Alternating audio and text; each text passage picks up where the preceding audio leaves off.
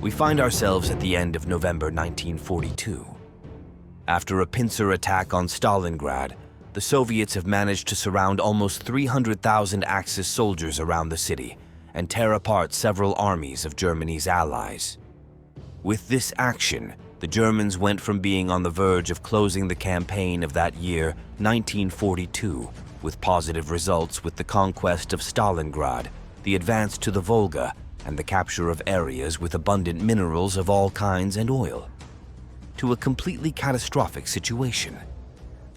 While a rescue operation was being organized in a hurry, which we already saw extensively in another program, the Soviets did not stand idly by and prepared to begin another series of offensives that would finish off the German Army Group South. Although Manstein's operation to reach the Stalingrad pocket began on December 12th, the Soviets launched the offensive much further north just one day later. The entire front around the Don River quickly sank alarmingly, and the Soviets opened a large gap south of the city of Voronezh. After overcoming the 2nd Hungarian Army and the 8th Italian Army, as well as other German formations that could not face the avalanche that was coming upon them, the Soviet vanguards began to approach dangerously close to Rostov. This was precisely what Manstein feared most, since the situation he faced was no longer whether or not to lose the 6th Army in Stalingrad, but rather his entire army group that could be crushed against the Sea of Azov. Let's make a small aside here to explain that German calculations indicated time and time again that the Soviet Union was about to collapse and that its army was totally exhausted after all the losses it had suffered. This made them continually think that the Soviets were not going to be able to launch any major offensive, and if they did, they would not be able to get very far into the German rear. Once again, they were wrong. When Manstein saw the critical situation he faced, he had to paralyze his rescue attack on Stalingrad and request the complete withdrawal of Army Group A, which was in the Caucasus at full speed. Given the seriousness of the matter, Hitler had to call Mussolini in person to ask him to make a special appeal to his army to maintain their position at all costs and not to retreat. Although the Italian leader did what he could, it was here that Mussolini began to insist again and again that peace had to be reached with Stalin. Let us remember that around this time, the situation in North Africa had also turned against the Italians and Germans, and if that were not enough, the Americans had also reached Tunisia. Once Manstein presents all these withdrawal proposals to Hitler, the German leader again and again refuses to give ground, and his order is to maintain positions. Here we see an attempt to repeat what had already happened during the previous winter against Moscow, because it had gone relatively well. But on this occasion, this strategy would not work. By the beginning of 1943, the German situation on the southern flank of the Eastern Front was unsustainable. The Axis armies had completely abandoned the banks of the Don River and were now seeking refuge on the line of the Donets River. On the other hand, Paulus's troops continued to resist in Stalingrad, although all hope of saving them had long been lost, and the German positions were increasingly farther from the city. Finding Rostov totally threatened by the Red Army that was hitting the Germans hard along the entire line, during the last days of December 1942, Manstein finally obtained Hitler's authorization to withdraw Army Group A. However, Hitler wanted to maintain as large a bridgehead in the South Caucasus as possible. The idea was to resume the offensive from there, heading towards the Soviet oil fields as soon as they could. After strong discussions during mid-January, in which the size of troops that should remain in the Kuban was debated, there was finally no other option but to leave the fewest possible and send the rest of the units to the northwest of Rostov to reinforce the area. The 4th Panzer Army was doing everything possible to keep the Rostov corridor open, through which the German troops had to pass if they did not want to be surrounded, but it was only a matter of time before the Soviets finally reached the city. Meanwhile, further north, the Red Army continued to advance without anything being able to stop it, reconquering the city of Voronezh by January 24th and seriously threatening the cities of Kursk, Kharkov, and Belgorod. At the same time, and let us not forget, the Sixth Army continued fighting in Stalingrad, although its surrender was already close. A few days earlier, on January 18th, Hitler banned furloughs on the entire Eastern Front, and no soldiers were sent home. All men, regardless of their situation, had to remain at their post and defend their position tooth and nail. By early February 1943, the German line was fixed on the Donets River, forming a dangerous curve that was indefensible. Manstein told Hitler that if they did not retreat west of the Meuse River, the majority of the German army on the southern flank was in great danger of being annihilated. The reason why Hitler refused to abandon this part of the Donets Basin, which is so famous today, is because there are enormous quantities of coal, among other minerals, in it. According to Hitler, this raw material was essential for the German military industry, which depended on it to increase its production. On February 5th and 6th, meetings were called at Hitler's headquarters in East Prussia to determine the economic importance of these regions. Albert Speer himself was invited to it and declared that the really valuable mineral was found west of the Meuse River and that they could afford to abandon the other part of the Donets Basin. Thanks to these statements, the withdrawal was finally authorized. As we see on the map, the curve of the German defensive line was increasingly pronounced, and the Soviets were already pressing from the south of Kharkov in the direction of the Dnieper River. Finally, on February 14th, the Germans completed their withdrawal after abandoning Rostov and the lower reaches of the Donets River. With this, they hoped to be able to strengthen their left flank as much as possible, but it was still not enough. At this point, we have to talk about a very important element in this entire event, which is the entry into combat of the famous Waffen SS Panzer Corps. This formation was made up of the Leibstandarte, Das Reich, and Totenkopf divisions, in which Hitler had placed all his hope to resolve the situation. Initially, they were going to be in charge of breaking the siege of Stalingrad, but as it took a long time to be transferred from France, they arrived too late for that. Despite the great equipment and training of these units, Manstein did not have special hope in them, and the truth is that he did not look favorably on them. So much so that in his memories, the Marshal failed to give these units the merit they truly deserved. The main problem that Manstein had with these divisions was that he considered them to be poorly led by his various generals and commanders. In any case, the Leibstandarte and Das Reich managed to reach the Eastern Front by the end of January and the beginning of February. They were quickly sent east of Belgorod and Kharkov to defend the banks of the Oskol River and launch the offensive as quickly as they could. Let us remember again that the Germans were constantly waiting for the Soviets to stop and recover from the great efforts made during the last few months. However, the troops that had been surrounding Stalingrad were about to arrive, and with this, they would be reinforced even more. During the 5th, 6th, and 7th, the Das Reich Division was launching a series of minor counterattacks in its area while waiting for its sister divisions to accompany it, as they were still in transit. Even when the Leibstandarte joined the Das Reich, they could not do much to contain the Soviets because, in addition to greatly outnumbering them, they were attacking on a very wide front, and if they remained resisting in any sector, they would end up being surrounded. This is exactly what would happen to them in Kharkov in mid-February, in which, despite failing to comply with Hitler's direct orders, they had to withdraw if they did not want to be annihilated. Sitting now on February 20th, the situation we have on the front is as follows. Starting from north to south, the Soviets have driven the Germans out of the cities of Kursk, Belgorod, and Kharkov, now forming a new, more or less horizontal line.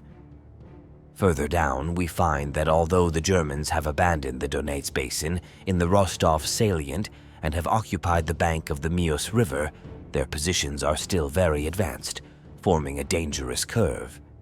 This weak flank that the 1st Panzer Army defended began to be attacked massively, like the entire German front further north on February 7th, and the Soviets did not stop until finally, on the 14th, they managed to open a large gap in the German positions.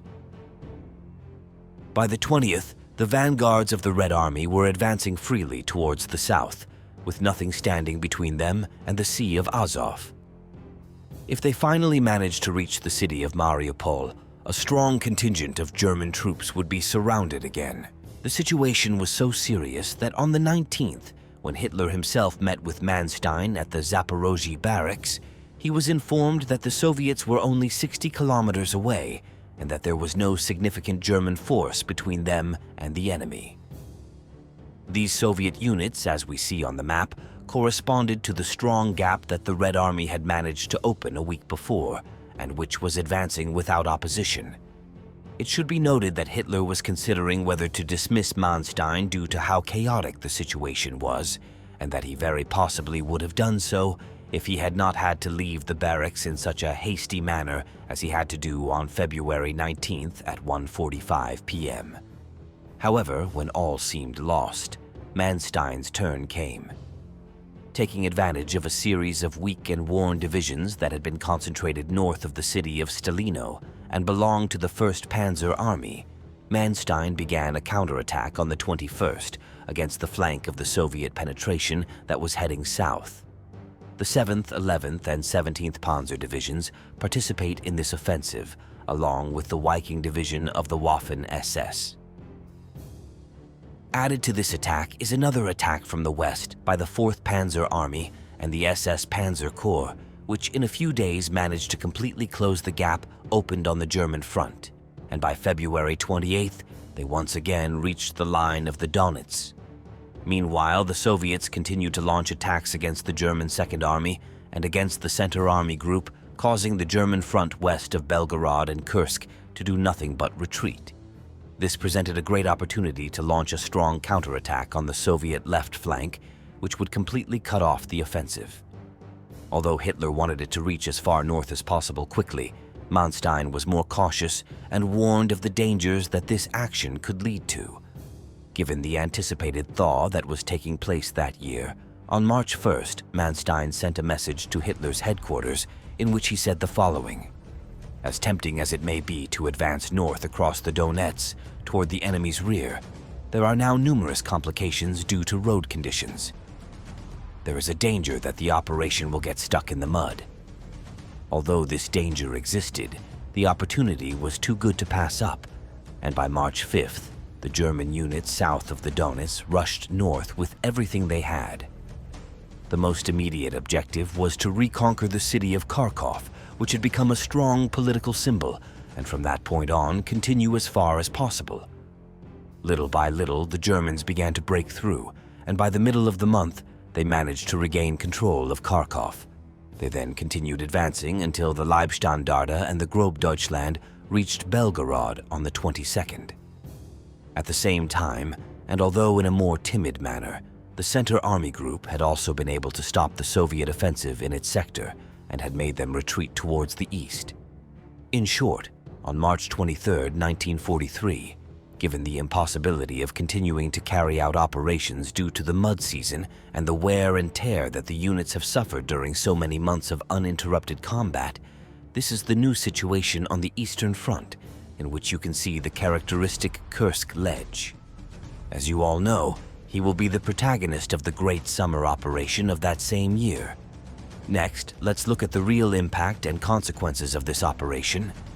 During these 4 weeks that Manstein's counterattack lasted, the Germans managed to cause some 200,000 casualties to the Soviet army, including dead, wounded, and prisoners, and destroyed 1,200 tanks. In addition, they completely disrupted the Soviet offensive that sought to encircle them in front of the Sea of Azov and managed to stabilize the entire central and southeastern front. After the great catastrophe suffered during the months of November, December, and January, in which it seemed that everything was going to fall apart, the result obtained was the best possible.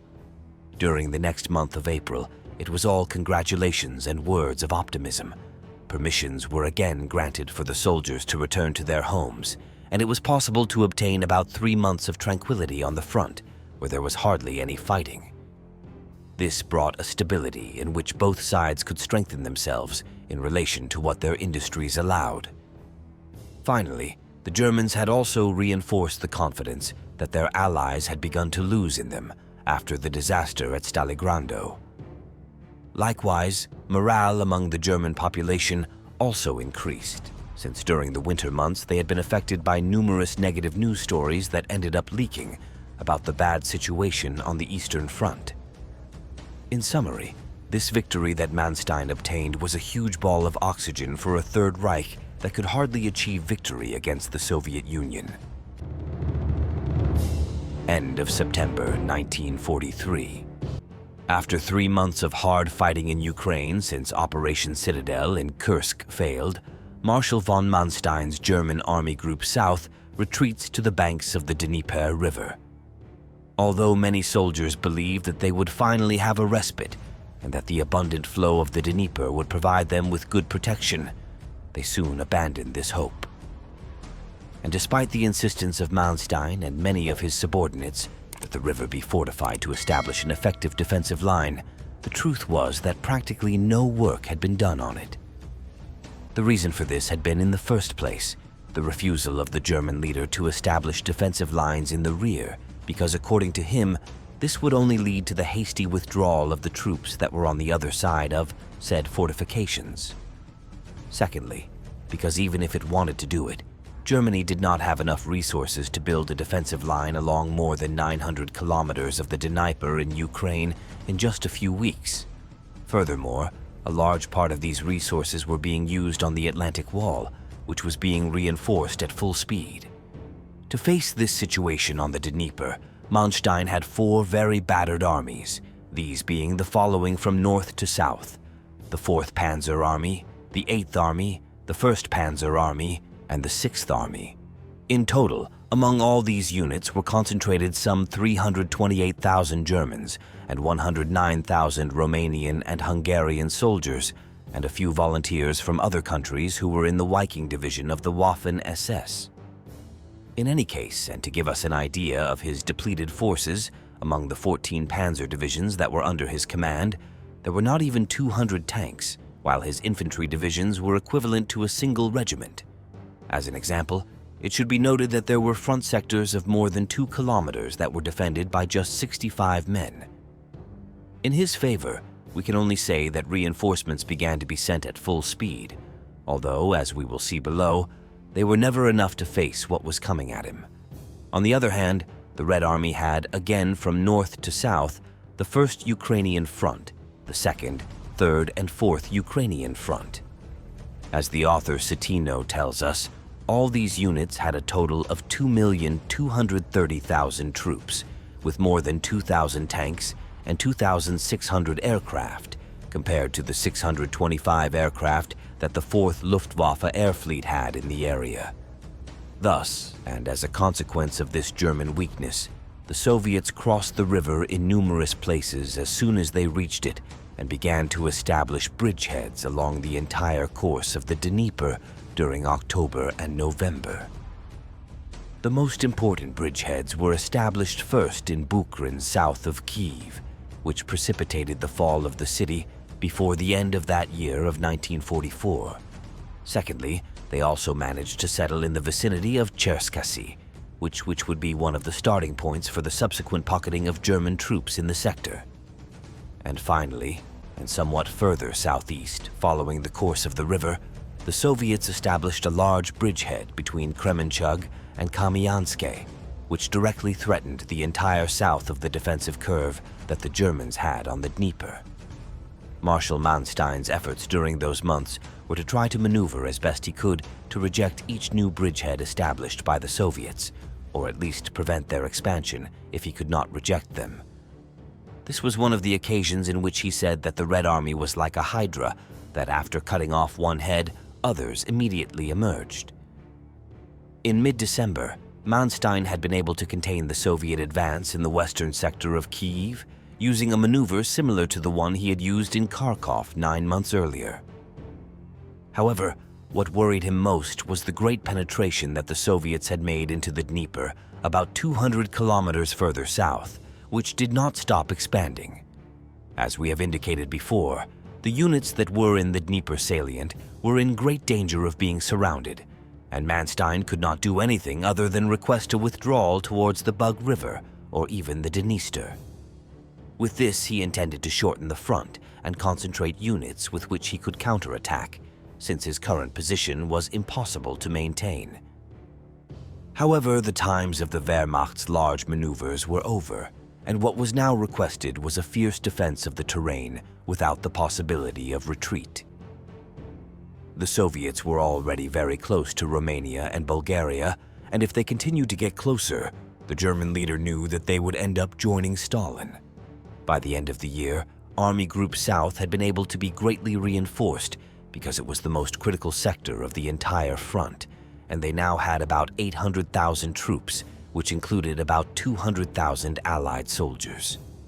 However, the actual fighting force on the Dnieper did not reach 500,000 in total, as some of those men were in Crimea. So, they did not have many options to resist the enormous onslaught that the Red Army had prepared for them with more than 2 million troops. The first major offensive of this phase began on December 24th with General Vatutin's 1st Ukrainian Front, which attacked the 4th Panzer Army in the vicinity of Kiev. Manstein's reaction was to order a flank counterattack against Vatutin's army, but General Raus, who was the commander of the 4th Panzer Army, did not have enough troops to do so.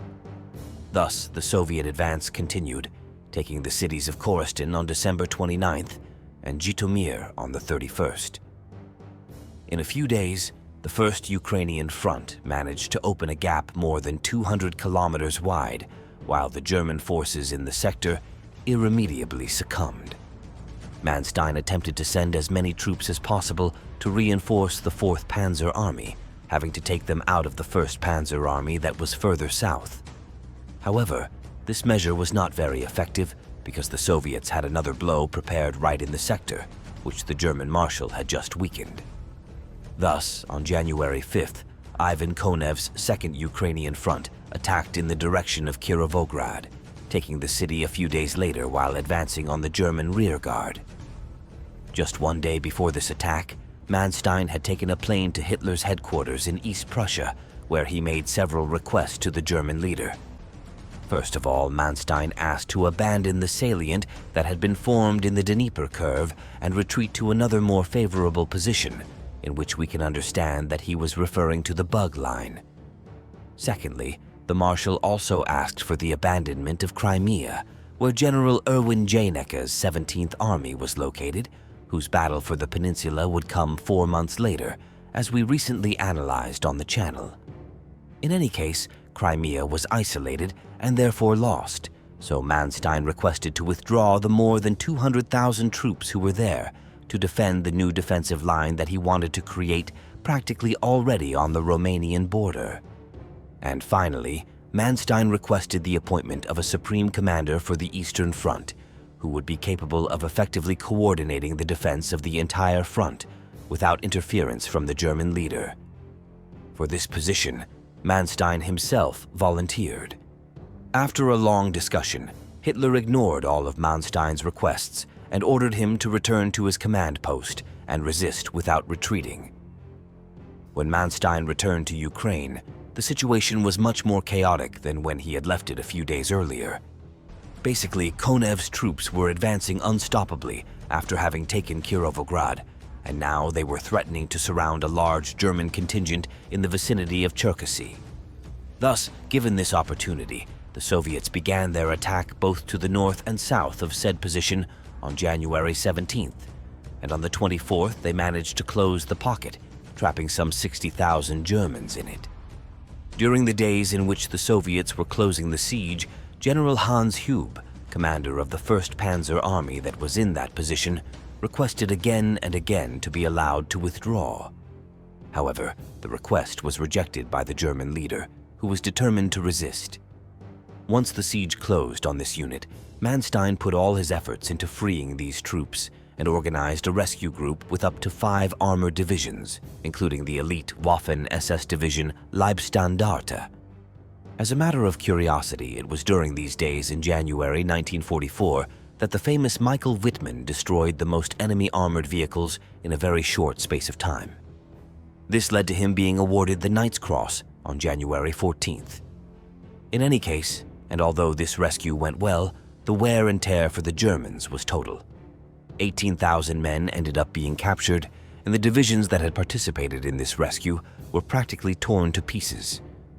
To give you a piece of information, although the Leibstandarte had returned to the southeastern front completely restored in November 1943 with almost 20,000 troops, by the end of February, it barely had just over 1,000 men, so it had to be sent to Belgium to rebuild. With that said, let's get back to the fighting. Once this problem was resolved, what was most worrying now was the advance that the Soviets were making west of Kyiv in the direction of Lutsk, with which they were once again leaving the Germans in a very unfavorable situation in the Dnieper salient. Thus, throughout the month of February, Manstein had to withdraw as best he could from this advanced sector that they still had on the river, and he cut the front line a little on his southern flank. After this big blow that the Soviets had just given, there was a bit of calm on the front at the end of February, but again, it was the calm that preceded the storm. The Soviet High Command was preparing new offensives for the month of March, with two clear objectives for advancement. The first consisted of attacking from the southwest of Kyiv in the direction of the Carpathians, and the second consisted of another major attack from the Dnieper salient in the direction of Odessa. This series of operations began on March 5th, when the 1st and 2nd Ukrainian fronts attacked in the direction of the Carpathians, advancing unstoppably to the city of Cherkassy, which they took on March 23rd. With this action, the Soviets divided Army Group South in two, practically cutting off its communications.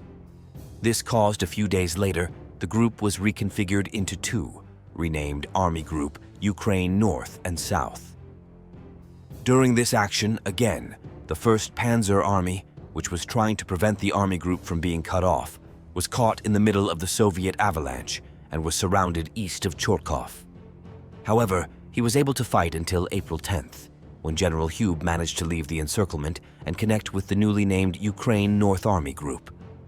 There he was able, together with his old friend, the 4th Panzer Army, to consolidate defensive positions east of the current city of Leopolis. Officially, this fragmentation of Army Group South was what led to the dismissal of Marshal von Manstein on March 30th, 1944, who did not hold any military position again during the rest of the war. In any case, while this was happening east of the Carpathians, further south, the situation was not much better. After the attack of the 3rd Ukrainian Front at the beginning of March, the German 6th and 8th Armies had been forced to retreat to the Bug River, despite Hitler's refusal. However, they could only last a week on its shore, and were once again forced to retreat westward on March 28th. The Soviet attacks continued, and by April 6th, they had reached the Dniester River after having surrounded Odessa. The city ended up falling 4 days later, while the Red Army troops began to enter the Romanian border. And if that were not enough, while this was taking place on April 8th, the 4th Ukrainian Front began its attack in Crimea, taking the city of Sevastopol a month later. Thus, in approximately 4 months, the Red Army made its way through western Ukraine in an advance of about 400 kilometers, in which they delivered one of the most powerful blows of the entire war. Despite the heavy casualties suffered, estimated at 1,100,000 troops and more than 4,500 tanks, the Red Army managed to regroup, and just 3 months later would begin the enormous Operation Bagration. The Germans, for their part, suffered the loss of some 250,000 troops, as well as the weakening of the rest of their fronts, both in France and in the Center Army Group itself, which in total had to send some 34 divisions to this sector in their attempt to reinforce it. Thus, this had strong repercussions when, in June, both France and Belarus were attacked, and in these positions, the Germans were short of troops. And last but not least, this chaotic situation led to the total weakening of the alliance that Germany maintained with Romania, which finally collapsed when, in August 1944, the Soviets resumed their offensive in the area.